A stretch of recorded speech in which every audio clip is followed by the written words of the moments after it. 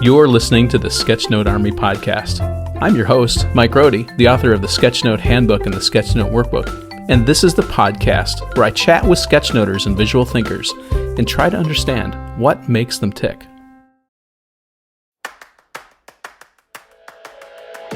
Hey, are you looking for the ideal sketchbook for your sketchnoting practice? The Sketchnote Idea Book is the sketchbook designed for sketchnoters.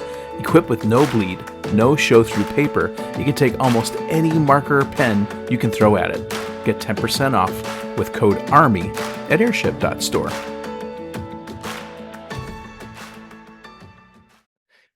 Hey everyone, it's Mike, and I'm here with Alan Chen. Alan, thanks for coming on the show. It's so good to have you.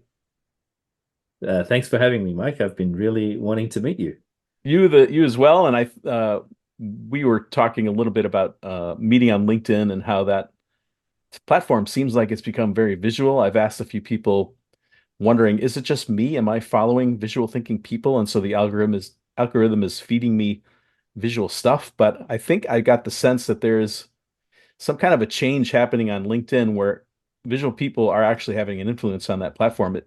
Do you sense the same thing, or what's your impression? Yeah, I definitely agree, Mike. I probably am much less active on spaces like Instagram, where, ordinarily you think illustrators might be sharing their stuff.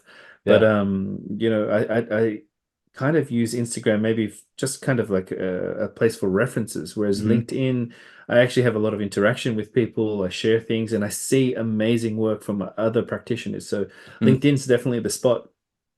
Interesting. Okay. It's not just me then. Okay. Well, let's get this thing rolling. With every one of these interviews, I'm really fascinated about you. I want to understand who you are. So let us know who you are, what you do, and then jump right into your origin story. Like, how did you get here? What were the things that shaped you? What were the events that happened that sort of directed you along the path to what you're doing now? Awesome. Love the questions. I guess at my core, I would describe myself as a dreamer, somebody who has endless passion and ideas for all things, related to stories and art.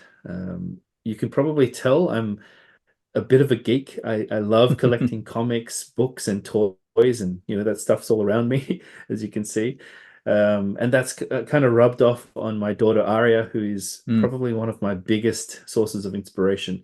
She, mind you, also takes visual notes, and she's 7, so I'll show them to you sometime. Okay.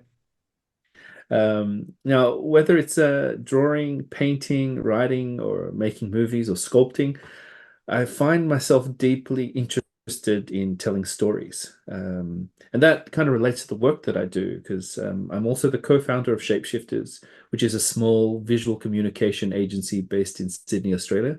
And I get to use a combination of illustration, human-centered design, and storytelling principles to help companies improve the ways they communicate, the way they solve problems, and generally to help them better understand their strategy. Mm. Now, in terms of the origin story, everybody loves a superhero origin story, right? Not a superhero, but I love superheroes. Now, I think I've loved drawing for as long as I can remember. I was a big fan of the 70s and 80s films, like Star Wars, Indiana Jones, and lots of horror films as well. And I also loved Superman, Batman, and all the kind of comic stuff. And the thing is, I used to sketch from being inspired by all of these things constantly. One time, if I think back to when I was little, I was left alone at home, and I ended up drawing an entire story across my living room wall in permanent marker. And Oh, wow. yeah. My folks, amazingly, they didn't absolutely lose it. They were, in fact, kind of supportive, and Mm. they left the drawings up on the wall as a bit of a permanent fixture for a number of years until they renovated. So it Mm. was really cool. Yeah, they're very, very supportive.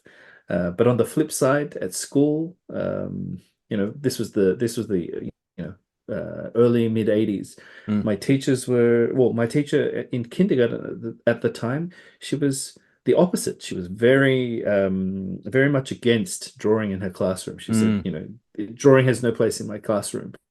And every time she caught me doing it, she would cane me. Oh, wow. She would literally smack me across the hand. Ouch.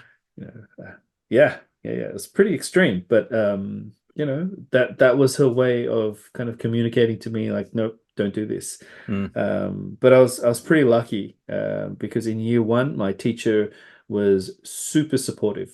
She was a bit of a cool Mm. hippie kind of lady, and Hmm. she was like, "No, no, Alan, you express yourself. You keep drawing. Do not stop under any circumstance." Mm. Um, so I'm very lucky that I had some people around me who kind of were really supportive.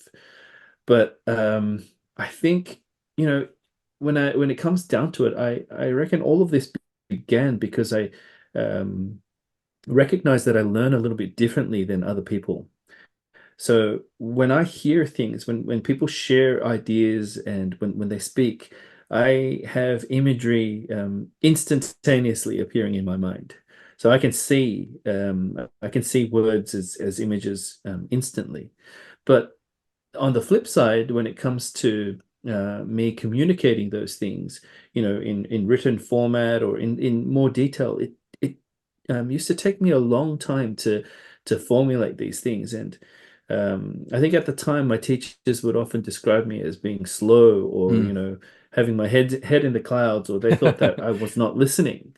But the opposite was true. I was listening and I was Mm. just trying to formulate my ideas. So I think, these days we might call it somebody like that being neurodivergent. Hmm. It was almost like some form of dyslexia. I'm not exactly sure. I've never been diagnosed about it, Mm. but Mm. so what I used to do was I would draw what I would hear, and I would sketch and take notes at the same time, which Mm. we now call sketchnoting. Yeah. But it wasn't so appreciated back then, and maybe because I was drawing it in my textbooks as well as my workbooks, like any surface that I could draw, and I was like, okay, this works, Fair this is game, fine. huh? And they're like, yeah, it's fair game. That's exactly right.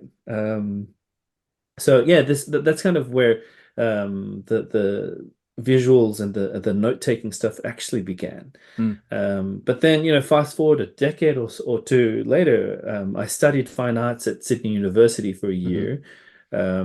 But then I quickly left that when I found out about this place called Enmore Centre for Design, which is a really Mm. cool design school here in Sydney. And I ended up studying there for 3 years, and I loved learning about type and layout, Mm.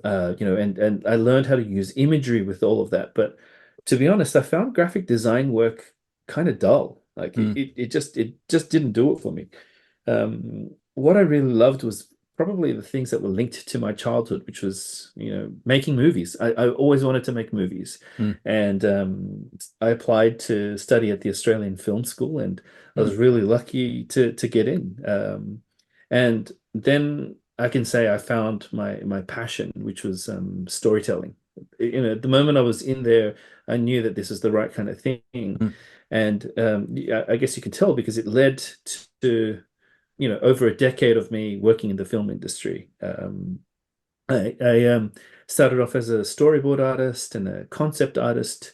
So I did a lot of rapid prototyping and illustration Mm. for directors and producers, who were just like spouting ideas really, really quickly. And I just had to do things in a way that was fast and clear and concise.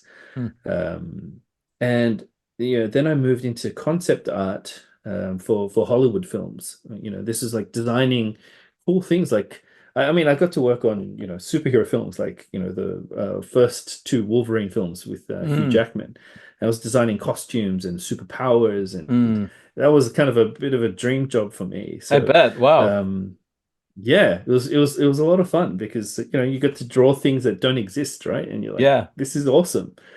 Um, and I think what that did for me was it helped me understand the fact that no idea, no thought was too complex. Nothing Mm. was off limits. I could draw anything as long as I put my mind to it. So that was a lot of fun.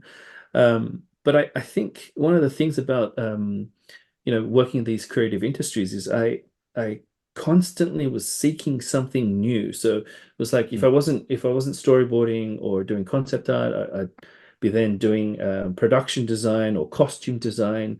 I even ended up making becoming a director, producer, and writer myself, and I've done mm. loads and loads of films. So I've probably worked on in the way of hundreds of films Wow. Wow. over the last decade or so. Um, and I even got my wife Anetta working with me, so it was kind of fun because like the crew felt like a big family, and all the kind of different work just it kept me very motivated and excited. Mm, But the common thread was that no matter what I was doing, I always managed to incorporate illustration in all of my work. I think my drawing skills helped me explain complicated ideas, and it helped put everybody on the same page. It also helped me win pitches and get funding because I could hmm. express those ideas really clearly. Yeah. Yeah. Um, so that was a big kind of an unexpected boost to my kind of abilities. But simultaneously, alongside the filmmaking career that I had, I began lecturing at different colleges and institutions. Um, initially because teaching was a really good way to fill in Mm, the gaps between filmmaking, because filmmaking projects are super unpredictable. One hmm. minute you're working for 14 hours a day for 3 or 4 months, and then suddenly there's nothing Mm, for 2 months. So yeah. it's kind of crazy like that. So I started teaching because it helped me fill in those gaps. But then I found that I really liked nurturing and mentoring students, and Mm, I've ended up mentoring many students in different fields. And I taught illustration, filmmaking, and design, all the things that I was actually doing, I was teaching. So, mm, I was trying to be very practical about it, and I was trying to bring in a sense of, okay, this is what the industry is doing. This is what I'm doing in the industry. This is maybe something that's useful to students. Um, and everywhere I went, I was always rewriting courses like, oh no, this is too academic. We need to make this more, hands-on, more We need some practical, more practical. doing. Yeah. Exactly.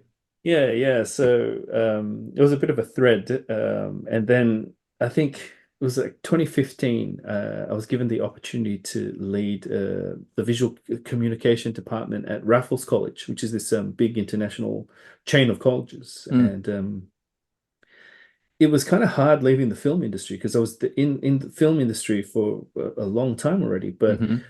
being able to give this to have an opportunity to create something completely new was Mm. also exciting, and I It's love great. Yeah. change. So Yeah. Yeah. yeah, yeah, I'm there. I'm definitely there. And I also, funny enough, I met my friend and Shapeshifters co-founder Diana Ayub there as well. So it was really cool. It's like a serendipitous thing. Mm, Um, now, I guess the education thing was cool. It was fun, and it was really intense and chaotic for 2 years. But after 2 years, I actually stepped away and um, found myself in the world of management consulting and mm, strategic design. So I worked with a cool strategic design agency called Tobias, and it was unlike anything I'd ever done before. mm, And I got to combine all of my drawing and teaching skills along with, kind of a deep understanding of how visuals work in a space where I could actually see it making a change in mm, companies and hmm. in their customers. So I was like, wow, this can actually affect people in ways that I didn't expect.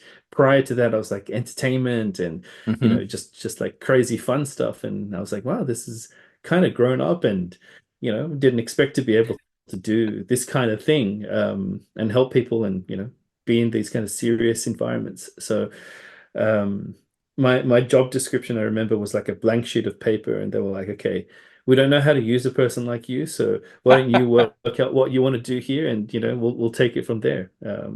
Which was like music to my ears, right? I Mm, was like, yeah. "Yes, Totally you. Yeah. you know, totally me, totally me. And I think I started using graphic facilitation in meetings, kind of not like instinctively. I've never been taught it, Hmm. but that's just the way I teach it at college. So, I'm always drawing things on, on whiteboards, drawing diagrams and annotating, and I take notes really quickly on the fly, and then I draw Hmm. another diagram to help explain what I'm saying. So it's just the way that I taught. So I did that a lot during client meetings, and then I started graphic recording. I was really literally thrown into the deep end because I was just like, why don't you try this at events? And, have you seen this sort of thing before? I was like, what? What's this? And yeah, and I think that was a lot of fun. I even went to the States, and I visited Dave Sibbitt's Grove Oh yeah. Consultants in San Yeah, yeah, of Francisco. course. Yeah. Yeah, I found out about them, when I was trying to research what this field was all about, and Hmm. I actually spent a whole day with Laurie Durnell, and we just got to chat about the finer points of how to make visual thinking and scribing this a viable business, because I was just like, "Hey, so you can make a living out of this kind of thing?" I didn't know that. And then I think when the pandemic came, um, that's when I actually branched out and started Shapeshifters with Mm, Diana, and the rest is history. mm, mm. Well, it's really fascinating to listen to your whole story, like starting from, you know, writing a story on the wall of your living room or somewhere in your house to, how it expressed. It seems to me that you're very much a generalist in a lot of ways, right? You like a wide variety of things. You like the new thing, you like blank spaces. And then you were able to kind of meld all these experiences as a fine artist, as a graphic designer, as a filmmaker, and then having teaching ability to kind of put all these things together to make sense for students. And then further, like all those things sort of combined together to then do what you're doing now, helping businesses and people express.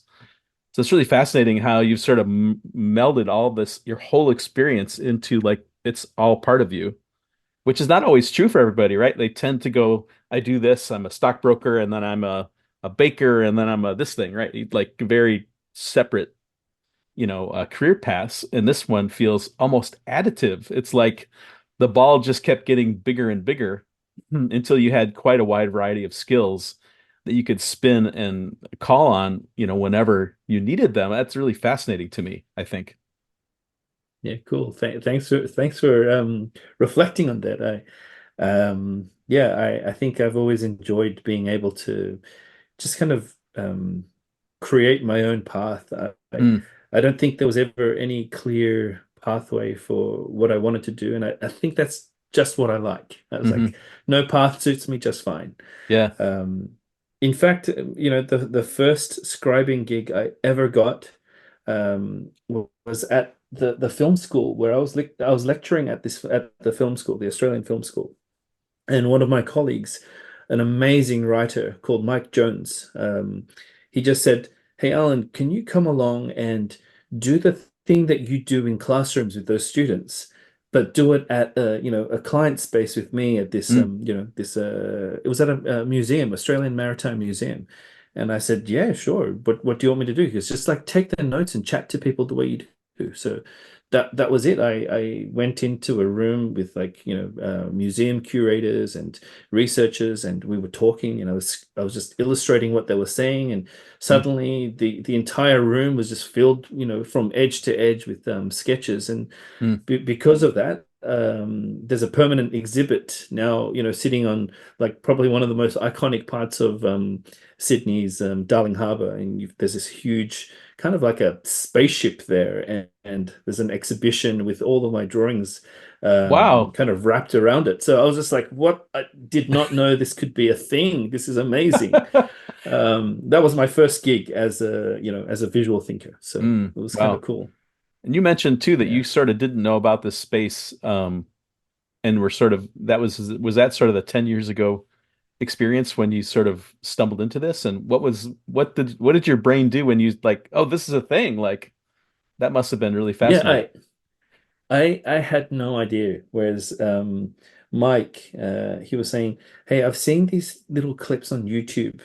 You should check these things out." And I was just seeing people drawing on whiteboards, and I was like, Mm, "Hey, that's the thing that's the kind of stuff that I do, except I never film it. You know, I was just like, right. I'm just in a classroom doing it." And he was like, "You should do this, you know." And so I found out about visual thinking then, Mm, but I never really looked too far into it until I began consulting. And mm, then the other guys that were with me at the company, they were saying there are people who actually do this in front of crowds, and I was like, yeah. wow, this is cool. I'd love to give that a go. I've never tried drawing in front of a big crowd before, but I'll give it a go. Yeah, and I trying something new was lots of fun, but I Mm, honestly had no idea that this could actually be a viable business. This was just so much fun. mm. Wow. Well, there's always need for people to have their stories told. And I think, having it visualized is really powerful, right? Because and especially in your case, specifically, you were so quick at and built all these skills for storyboarding and such that you could almost immediately take those ideas that are coming out of somebody's mouth and then turn it into an image of some kind.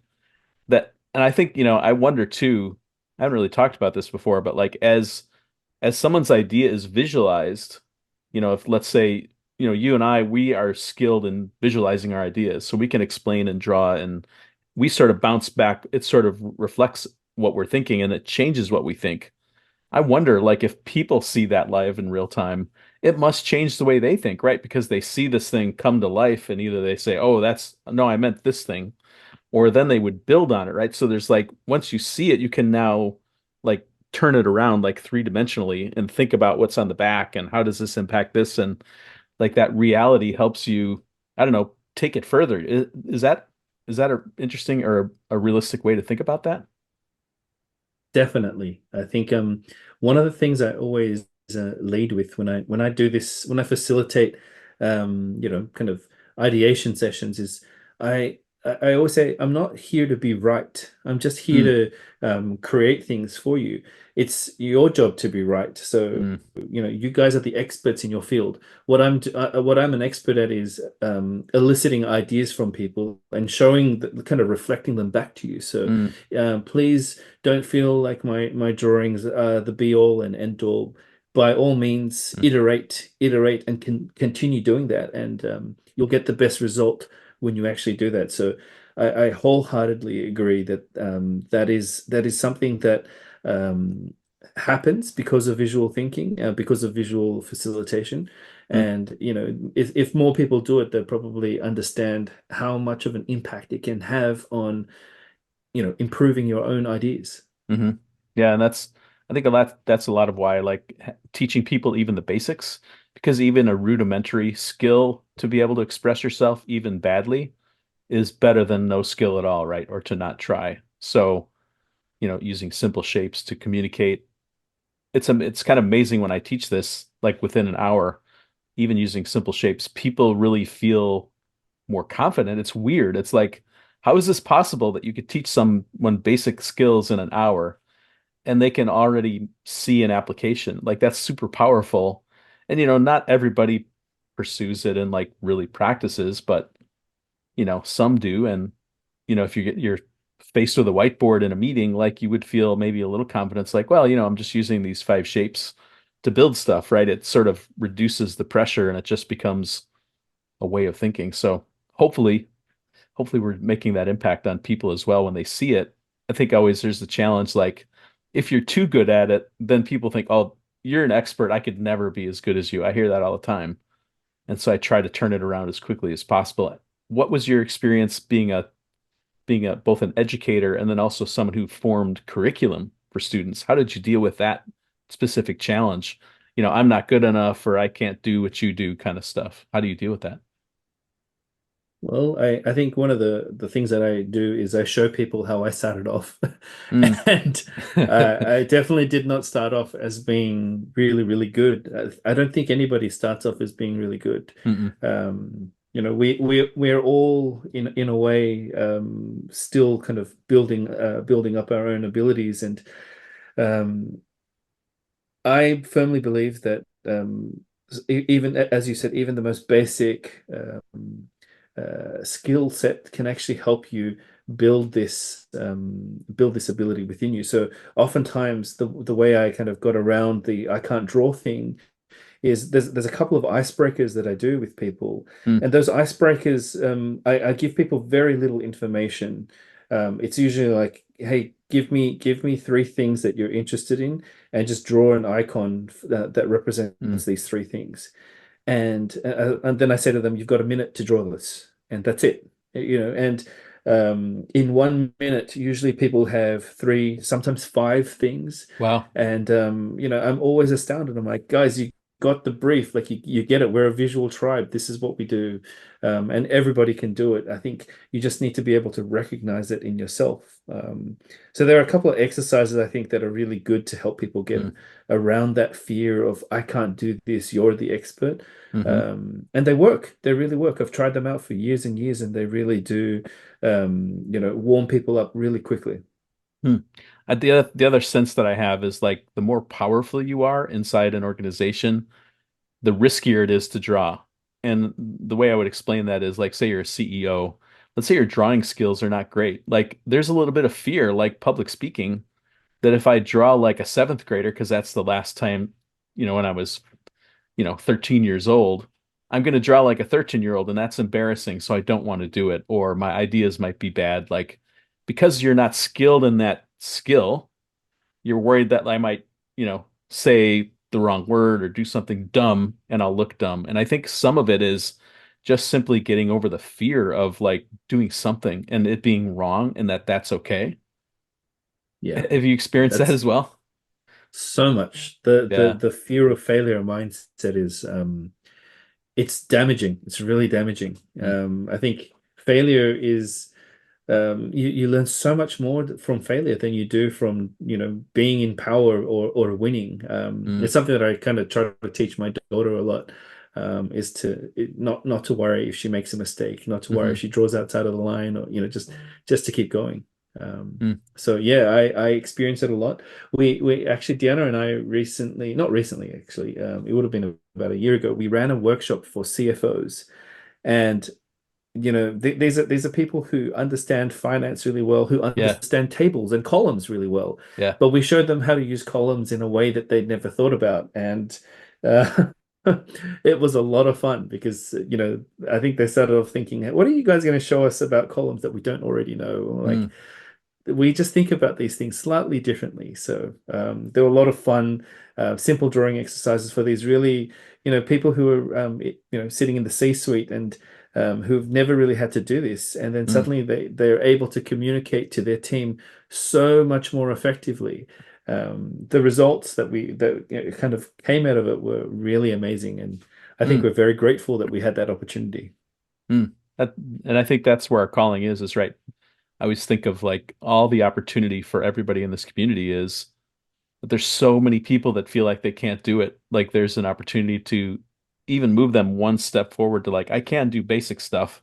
Maybe for some people in their life, that's good enough, right? That's all they really need. Like a CFO, being able to do simple drawings that communicate, 50% better is like a huge forward jump, right? So that's kind of where the opportunity lies is moving people from 0 to 1.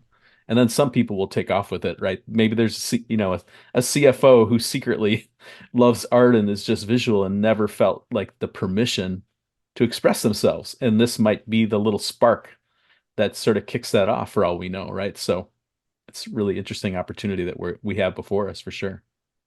So much. That's right. Hmm. This episode of the Sketchnote Army podcast is brought to you by Concepts, a perfect tool for sketchnoting, available on iOS, Windows, and Android. Concepts' vector-based drawing feature gives you the power to adjust your drawings anytime you like. You can nudge the curve of a line, swap out one brush for another, or change the stroke thickness and color at any stage of your drawing, saving hours and hours of rework. Vectors provide clean, crisp, high-resolution output for your sketch notes at any size you need, large or small. Never worry about fuzzy sketch notes again. Concepts is a powerful, flexible tool that's ideal for sketchnoting.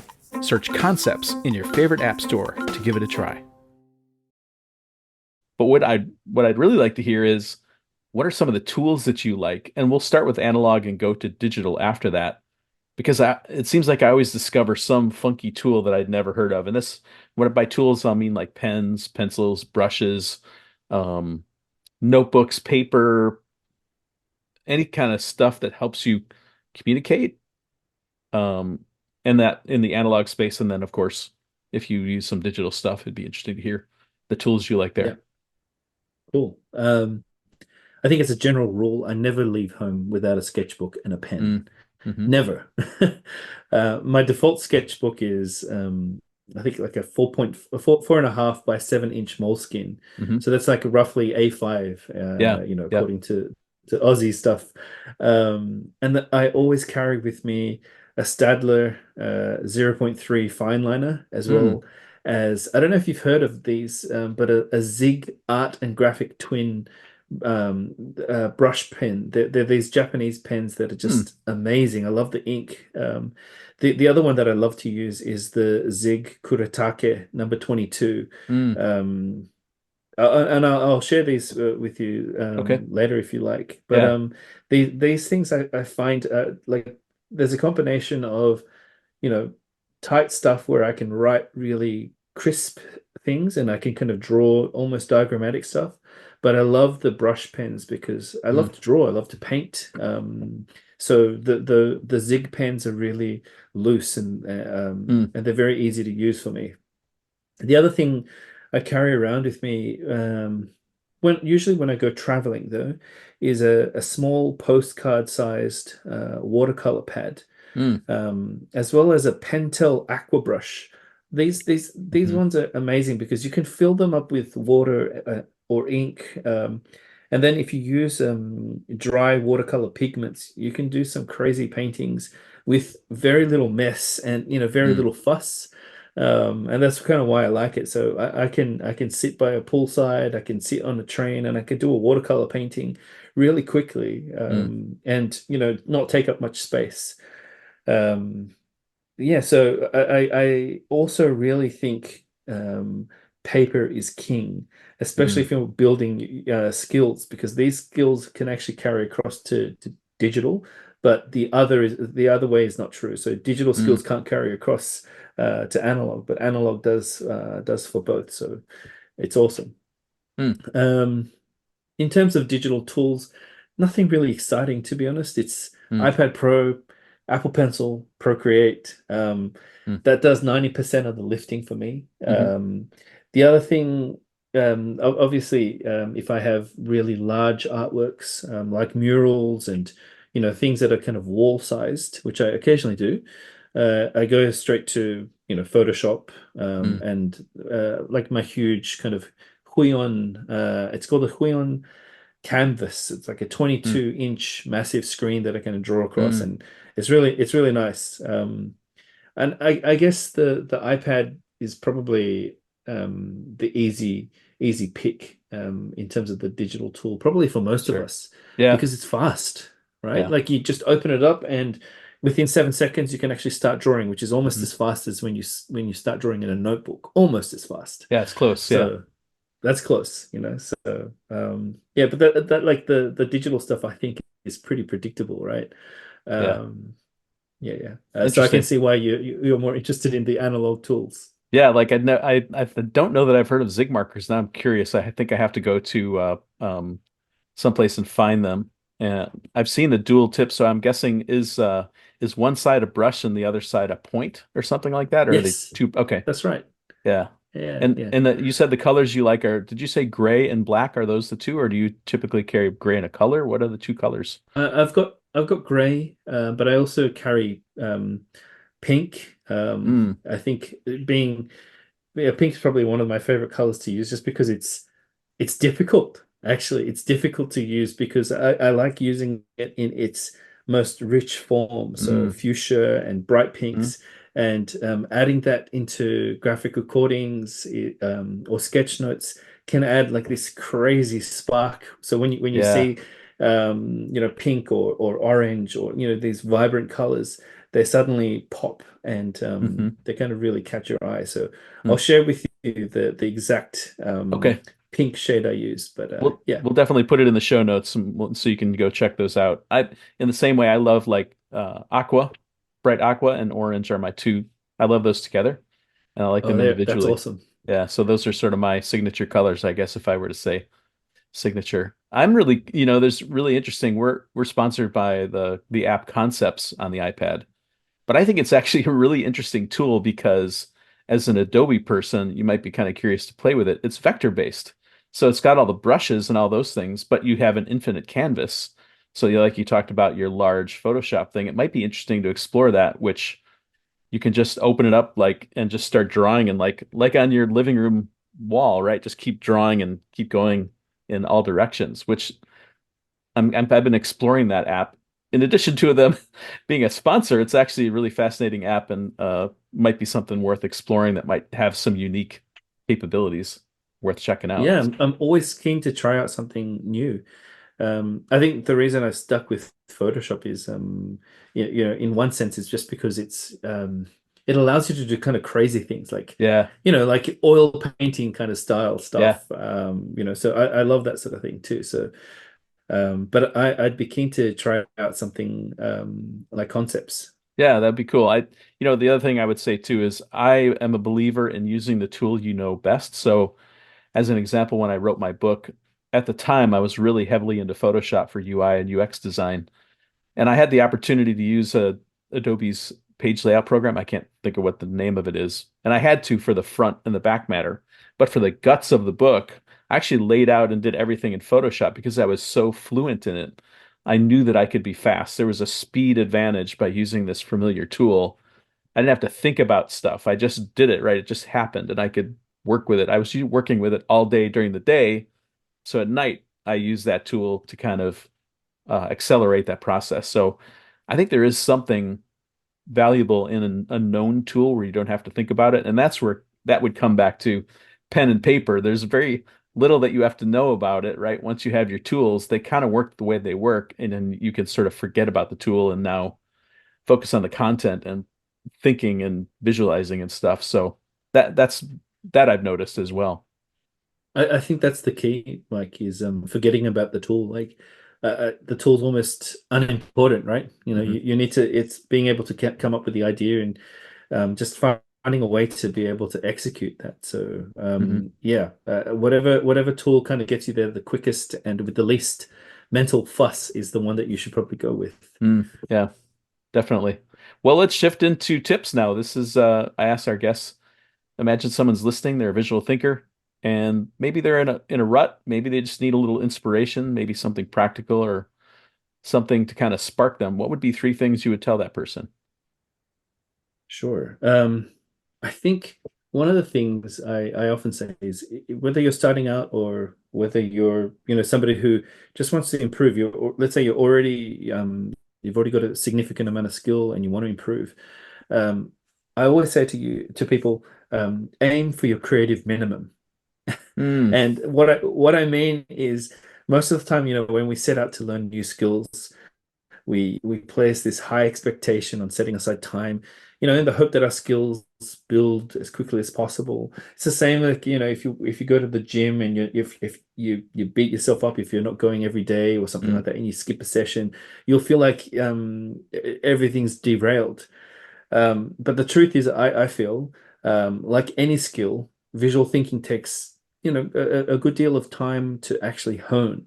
So Hmm. don't aim for Spartan levels of training instantly. Hmm. I feel like instead you should start out by drawing for at least 2 minutes a day. It's actually Hmm. so much harder than it looks. Hmm. But if you keep it up, the results will definitely speak for themselves.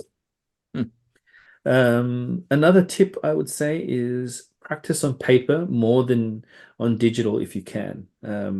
Paper doesn't allow for undoing, so Hmm. this is actually so much more valuable than people realize because when you make an error, you actually get to see them and then you could collect them, and then your mind gets a chance to register them as an error. And then you can make actually a conscious decision about how you want to adjust that error. Hmm. But when you undo something, you actually don't have the benefit of seeing the error, and Mm. you're so much more likely to make the same mistake over and over and over again. So yeah, de definitely analog over digital is one thing. And I think as I said before, analog skills they carry over to digital because analog skills are hand-eye coordination skills, but digital skills don't carry across to analog. And I've even found myself sometimes when I'm sketching stuff on paper, like double tapping the paper to try to undo something, and I'm like, Hmm. what am Hmm. I doing? This is insane.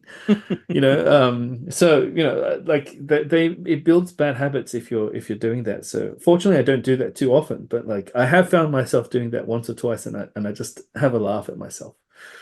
um the other tip that I would recommend is to try to link your habits. So Mm. what I mean is, okay, let's take, for example, sitting down. Most people sit down a lot, whether it's for, a meeting or a coffee or a meal. I think sitting down takes up probably half of our waking time. Mm. So if you can link sitting with sketching, I Mm. think you've already solved half of your dilemma. Now the trick is if you can have a sketchbook that you can bring with yourself on your body without it being a hassle, you'll reduce the level of difficulty by a lot. So small sketchbooks, I think, are the way to go. And then I always say keep like a felt tip marker or a ballpoint pen or anything you can write with Mm. on you, so that it makes that habit easier to actually achieve. Mm. Those are great tips. It's interesting you mentioned the last one. I just recently I sort of got out of the habit of carrying a sketchbook and I just started doing it again. I had a little leather case made for a field note size, which is roughly 3 by 5 inches. I don't know what that is in the A6 or something like that, but it's little, pocket sized. Yeah. And most of the time I don't draw in it, but there's something comforting when I touch my leg and I feel that notebook, and I always have a pen with me. To feel the notebook and the pen and know that at any time I can bring out a notebook and I can capture an idea right wherever I am, which is really great. And the other tip that I'll tell people is if you have young kids, like I do, when you're in a restaurant waiting for your appetizers, you're waiting for your meal, I play the game with my sketchbook where I'll do a scribble and I'll make the kids make something out of it. So, and then they get to scribble and I've got to make something out of it. And it's a nice way to pass the time. You're not on screens. You're having fun together and it's a bit of a game. And then suddenly, hey, time has passed and the appetizer's here. So it can have some side effects as well for your kids in a positive way. So extra tip from Mike. I I fully agree with that. And my daughter and I call that game Squiggle Master. So we Oh, there play we that a go. lot too. We Yeah, always cool. play that. Yeah. So definitely keeping it on you is useful for more than one thing, right? Hmm. Yeah. Yeah, that's great. Well, Alan, this has been so much fun. Tell us what's the best place? Obviously, it seems like LinkedIn is one place to find you, and we'll have a link to that. Are there any other social media places to go? What's your company or personal websites that we can check out and reach out to you if we Yeah. want to? Okay. Well, as crazy as it sounds, I'm not super active online. Hmm. But the best place, as you said, is LinkedIn. Okay. So I periodically share the stuff that I'm working on. So I get the opportunity to do some really cool and unusual projects. I think, as Hmm. I'm sure you do, Mike, Hmm. Hmm. doing this kind of interesting job that we have. So LinkedIn's probably the best place to connect with me. But Hmm. the rest of the links, I think for my website, it's shapeshifters.com. Hmm. Um, and for whatever reason, I think Deanna and I we went with instead of shapeshifter with an A, we went Hmm. with an eight. So shapeshifters with an 8.com instead of an A. So I don't know. It's kind of crazy. I also do stuff on Instagram, but it's kind of personal art stuff. Hmm. So I mean, people could find me on that, and I'll share with you. The other link that people might find interesting is the link to SketchLab, which is where we share all of our teaching stuff. Hmm. So it's called sketchlab.online. And we've got Deanna and I have created one course on there, which is visual thinking, kind of like a beginner's course. Hmm. But yeah, so it's kind of loaded with all of our kind of personalized tips. Mm. Yeah, so it might be a good place to start. We're just terrible at actually marketing the thing, but there's a full course there. We've written, I don't know, I think I've written three whole visual communication courses for at universities. So Hmm. we do have a lot of experience doing it, but we're just awful when it comes to marketing. We're like, oh yeah, we've made this course. It's gonna do its thing on its own Mm. now. You guys are you're too busy doing projects to think about that stuff, I suppose. So I think that's our excuse. is, is that the old adage, the cobbler's children have no shoes kind of thing? Right? I You're think I think that's it, definitely that. so busy making shoes for other people that your own kids don't have shoes or something. I don't know, something like that.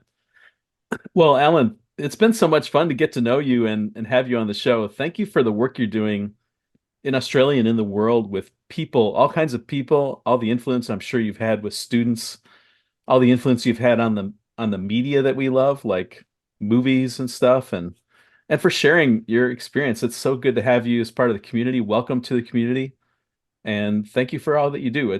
I'm really happy to have you as part of this community. Thank you so much, Mike. I'm really glad I finally got to meet you and finally got to actually put a face and a voice to the person whose book I've been recommending for the past 8 years. So yeah, thank you for having me. You're so welcome. And for anyone listening to the podcast or watching it on YouTube, this is another episode. Until next episode, talk to you soon. The Sketchnote Army Podcast was created by me, Mike Rohde, and brought to you by Rohdesign Studios. It's produced and edited by Alec Polianis of Amp Creative Studios. The theme music was created by John Schiedermeyer.